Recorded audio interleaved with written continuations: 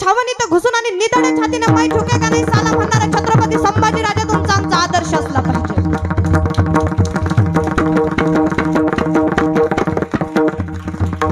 आम्हाला आदर्श साध्या सुद्धा लोकांचा नाही, आम्हाला आदर्श साध्या सुद्धा राजांचा नाहीये, आम्हाला आदर्श साध्या सुद्धा स्त्रियांचा नाहीये, आम्हाला आदर्श कितीतरी महान पुरुषांचा आहे। अरे किती बलिदान राजाचं, छत्रपती संभाजी राजाचं किती बलिदान की बाबा ज्या वेळेस माझ्या छत्रपती संभाजी राजांना कवी कलशजींना कैद केलं,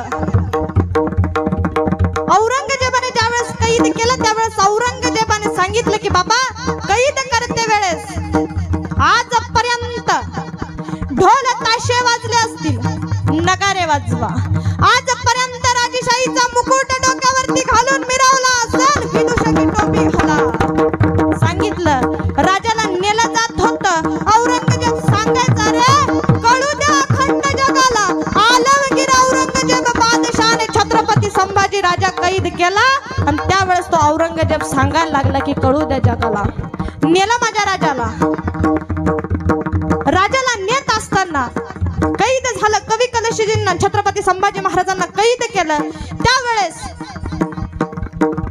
अंगामधून रक्त रक्त भळाभळा वाहत होतं। किती बलिदान माझ्या राजाचं सांगेन दादा। अरे कोणीतरी यायचं राजांचे डोळे काढून जायचं, कुणीतरी यायचं राजांचे हात कापून जायचं, कुणीतरी यायचं राजांची पाय तोडून जायचं, कुणीतरी यायचं राजांची छाती फोडून जायचं, कुणीतरी यायचं अंगावरती नक्षीकाम करायचं, कुणीतरी यायचं त्याच नक्षीकाम केलेलं याच्यावरती मीठ घोसाळून जायचं। अरे मारुती बाबाला शंदूर भासावा तसं माझ्या राजांचं रूप झालं होतं, पण तरीही त्याच वेळेस राजांनी ठामपणे कवीजींना सांगितलं कविराज सुचते का बघा एखादी कविता। कविराजांनी सांगितलं होय राजा काय, हाथी घोड़े तोफ तलवारे, हाथी घोड़े तोफ तलवारे, फौज तो तेरी सारी है, हाथी घोड़े तोफ तलवारे, फौज तो तेरी सारी है, जंजीर में पकड़ा राजा मेरा अभी सब पे भारी है, अभी सब पे भारी है। कि दादा राजांना कैद केलं, फक्त याने धर्म सोडावा, आमच्या धर्मामध्ये प्रवेश करावा।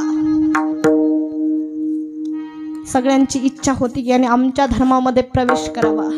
एक आला समोरून सांगायला लागला बाबा ये संभा है, हजार मरेगा, हजार बार जिएगा, लेकिन ये संभा अपना धर्म कभी नहीं छोड़ेगा, कभी नहीं छोड़ेगा।